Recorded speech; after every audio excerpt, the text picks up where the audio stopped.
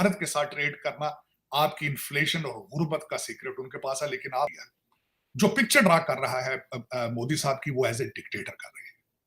बिल्कुल ठीक है, आपको ख्वाब देखने चाहिए, पाकिस्तान ऑक्युपाइड कश्मीर के ख्वाब आप देखें बिल्कुल, लेकिन इज इट प्रैक्टिकल?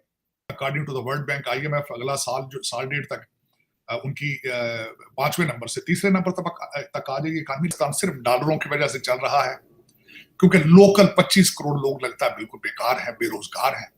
कि किस तरीके से लॉ एंड ऑर्डर को सियासत के अंदर इस्तेमाल किया जा रहा है जब से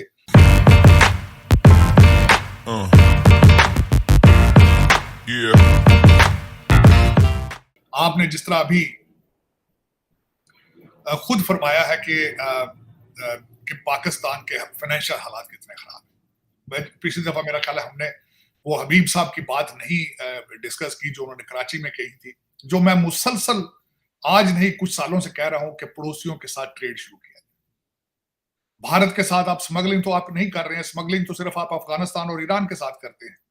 वहां भी अगर स्मगलिंग रोक के ट्रेड करें तो शायद आपकी गवर्नमेंट सर्वाइव कर पाए, लेकिन भारत के साथ ट्रेड करना आपकी इन्फ्लेशन और गुर्बत का सीक्रेट उनके पास है। लेकिन आप दर हकीकत आपके पॉलिसी मेकर्स जो है वो उन्होंने जिस तरह अकॉर्डिंग टू इवन फिर अगेन फवाद चौधरी साहब ने आज से कुछ दिन पहले ट्वीट किया था, $11 बिलियन की प्रॉपर्टीज है आपके दुबई में, पाकिस्तान में $11 बिलियन, वो सारा 2 नंबरी से गया है $11 बिलियन।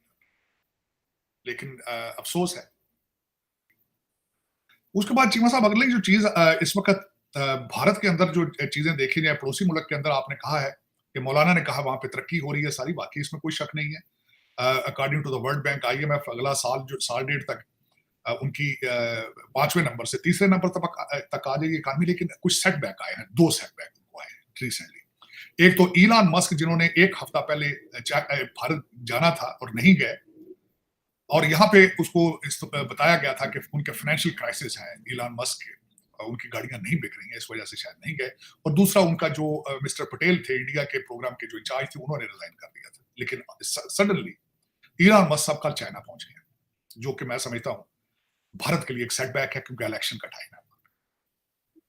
दूसरा एक आर्टिकल छपा है कि मेडिसिन के हवाले से दुनिया का, मैं हमेशा खुद आपको बताता रहा हूं कि Bharat has become a pharmacy of the world, इसमें कोई शक नहीं। हम यहाँ पे कोई भी दवाई खरीदते हैं, मेडिसिन मेड इन इंडिया होती है।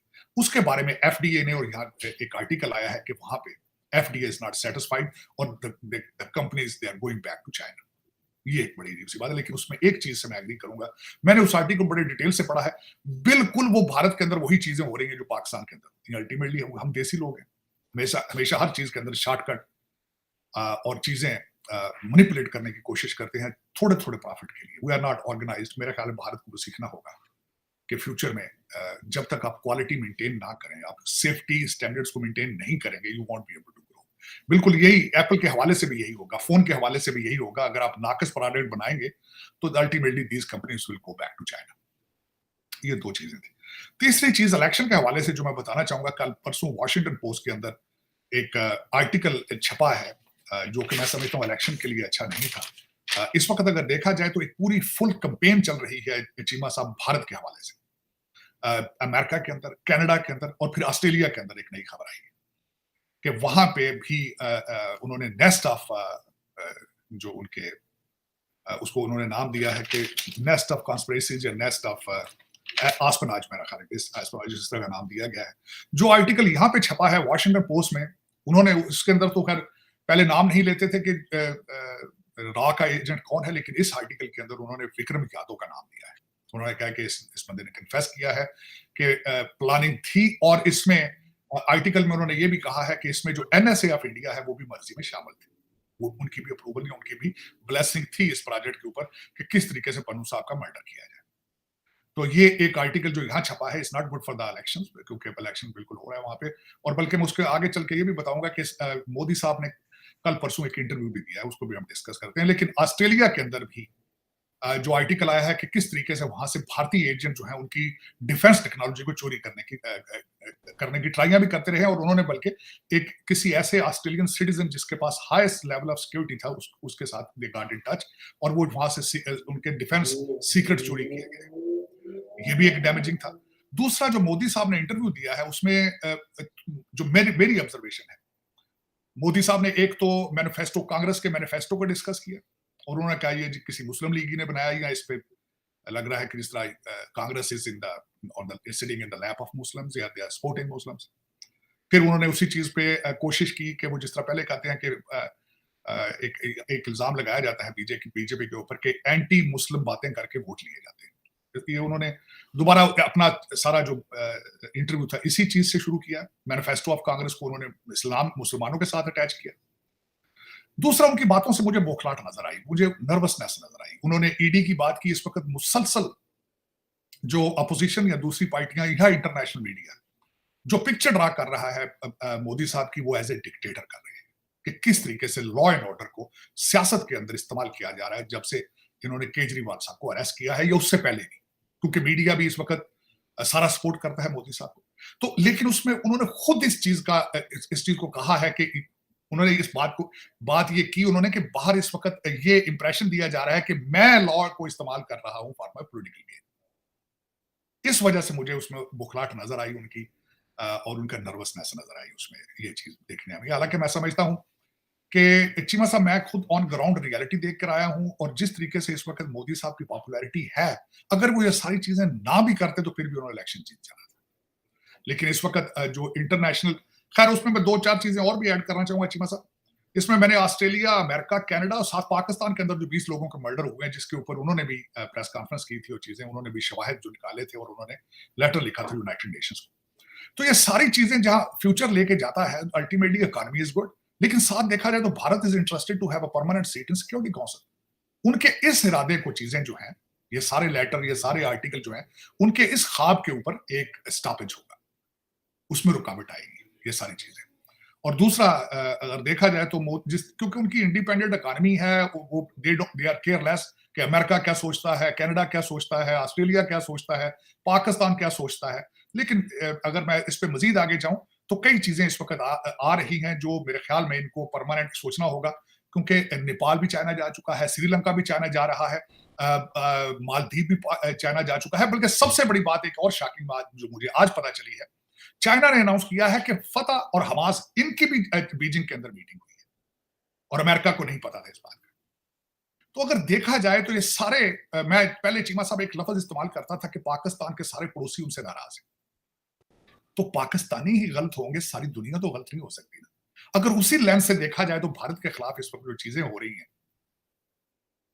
मैं समझता हूं कि कनाडा ठीक है, गलत होगा, अमेरिका गलत होगा, ऑस्ट्रेलिया गलत होगा, लेकिन नेपाल, मालदीव, बांग्लादेश के अंदर एंटी इंडिया मूवमेंट, पाकिस्तान से इतनी नफरत। मैं बल्कि इसके बाद डॉक्टर जयशंकर साहब ने भी एक इंटरव्यू दिया जिसमें उन्होंने कहा है कि पाकिस्तानी ऑक्युपाइड कश्मीर के बारे में उन्होंने बार बार चीजें रिपीट की है कि Pakistan, why the Indian army never achieve their targets. और फिर उन्होंने नेहरू और फिर उन्होंने कांग्रेस को, हकीकत उनका टारगेट कांग्रेस ही था, लेकिन उन्होंने नेहरू और लियाकत अली खान के जो आपस में उस वक्त बातें थी, और किस तरीके से मिस्टर पटेल ने उस वक्त कश्मीर के मसले को यूनाइटेड नेशंस में ले जाने का को एक गलती करार दिया था, उन्होंने फिर वही सारी चीजें बातें की हैं। लेकिन इसमें जो एक चीज मैं समझता हूं जो मेरी नजर में भारत को सोचनी होगी फ्यूचर में, एक चीज कहते हैं ओवर कॉन्फिडेंट होना, या फिर उसको कहना ग्रोइंग पेन्स टू अर्ली, मेरे ख्याल में। मैं पार्स इंडिया के अंदर आती हैं, अब तो they need to show magnanimity and उनको एक ब्रॉडर पिक्चर ड्रॉ करनी चाहिए। इस हवाले से अभी रिसेंटली जो उन्होंने स्पीच की थी, बहुत सारे लोगों इंडिया के अंदर उसमें बड़ा शोर मचा।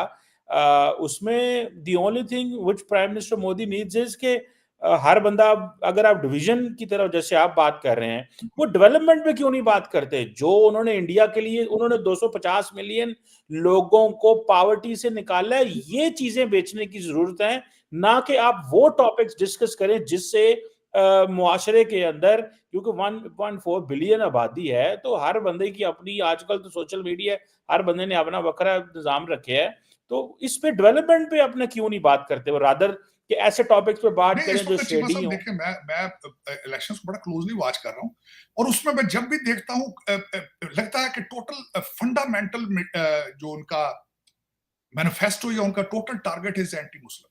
मैं बल्कि स्पीच सुनी है, एसएम यासीन है वहां पे, मौलाना साहब है, बल्कि इस वक्त देश के ऑल ऑफ द मुस्लिम थे, आई सो स्कैर्ड। कि हमारे साथ क्या होगा। मुसलसल उनको पाकिस्तानी कहा जाता है। अच्छा, वो किधर जाएंगे? वो पाकिस्तान तो नहीं आ सकते, वो they are born there, they will die there. अच्छा, दूसरा ये कि आप एक मुसलसल 25 करोड़ लोगों को रखना चाहते हैं जो हमेशा आपके साथ डिसएंगेज हैं। आप तरक्की कर पाएंगे उसके बगैर? अच्छा, फिर दूसरी बात चीमा साहब मैं बात कर रहा हूँ, बात आपकी यही तो हम बात कर रहे थे कि उनको अपनी ग्रोथ देखें, जिस तरीके से उन्होंने डिजिटाइज किया है इंडिया को, उस पर बात करते हैं। लेकिन उसमें एक और बात मैं बताना चाहूंगा चीमा साहब, मैंने जितने मुल्कों का नाम लिया है या जो आर्टिकल छप रहे हैं इस वक्त वॉशिंगटन पोस्ट के अंदर, कनाडा के अंदर हालात हैं सारे जो जिस तरह चल रहे, मैं समझता हूँ। लेकिन चीमा साहब इस सारे सिलसिले को लेकर आगे आप ग्लोबल पावर किस तरह बनेंगे? आप रीजनल पावर तो बन जाएंगे। भारत एक बहुत बड़ा कंट्री है।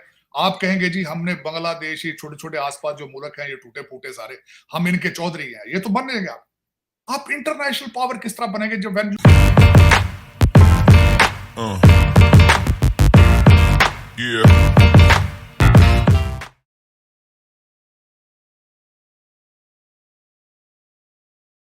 तो हेलो दोस्तों, कैसी लगी आपको ये वीडियो? हमें कमेंट सेक्शन के अंदर ज़रूर बताएं, अपनी राय ज़रूर दें। अगर आपको ये वीडियो पसंद आई है तो इस वीडियो को लाइक शेयर सब्सक्राइब करना ना भूलें। जैसा कि हमने इस वीडियो में देखा कि कैसे जो पाकिस्तानी मीडिया है वो बात कर रही है कि इंडिया की जो ग्रोथ है, जीडीपी ग्रोथ, वो 8% से हो रही है, जबकि जो हमारी जीडीपी ग्रोथ है वो ओनली 2% पर है और अब तो नेगेटिव में जा रही है।